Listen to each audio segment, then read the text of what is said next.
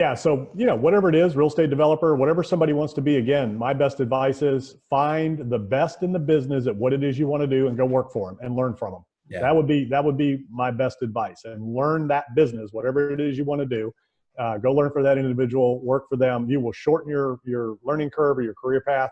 The other way to do it would be to find a mentor. If you're not going to work for somebody, if you just want to go out on your own, get a mentor that's doing what it is you want to do, that is where you want to be.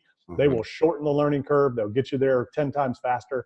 So that would be my best piece of advice, other than the obvious, which is educate yourself. You got to know whatever it is you want to do. You got to know it, become an expert, learn it, live it, breathe it, everything. Know the numbers, know the market, know everything there is to know about the business you want to be in, whatever it is, whether it's real estate investing or anything else. Yeah, a lot of people forget you have to make a deal happen before anybody gets paid. So forget what your share is. Now, that's important. You got to have those things at the correct time. But initially, it's all about, what do you have to offer? What can you bring to the table, especially from a real estate developer's perspective? So I see on like Bigger Pockets, other things, and people reaching out saying, hey, I want to wholesale this land to a developer. How do I need to do it? I say, well, developers are pretty sophisticated. You're not going to wholesale a piece of development land to somebody unless it's something very unique that nobody else knows about. But it's usually something that's been on the market for a while, or, somebody can't sell it and they say, hey, I got this great deal. I'm going to go find a developer and do this.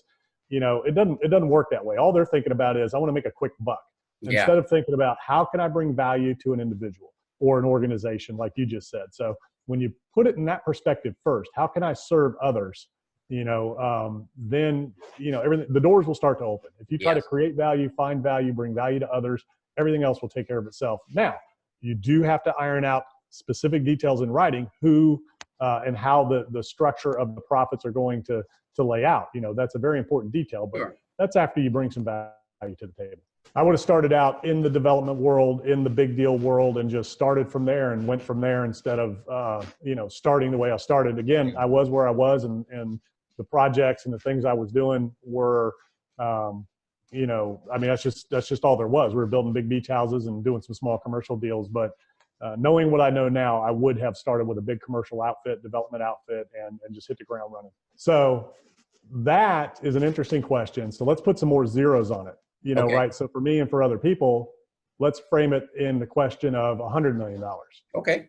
Because then it becomes more relevant, because million's easy, right? So 100 million. Would I take 100 million today, liquid, or go back knowing what I know now and do it all over? I'd go back, because I could be a billionaire knowing what I know now, starting over with my whole career and being able to go to work for somebody who was a billionaire developer. So that would be worth a lot more to me in the long run. So, and you say, know what I know now. So there were some incredible market conditions that you could really take advantage of back then that we're never going to see again, right? Okay. So you gotta keep that in perspective.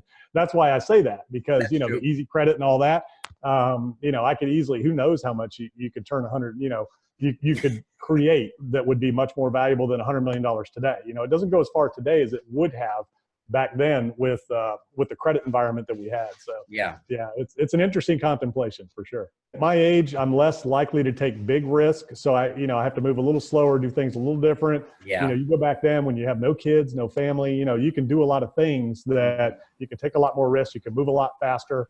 I used to work 100 hours a week back before kids, and even when my kids were young. Now, I'm always on. But I take my weekends and things like that. So there's a lot of little caveats you could throw into that. But, the Bible will tell you wisdom is worth more than all the gold in the world, right? So there's a lot of truth in that.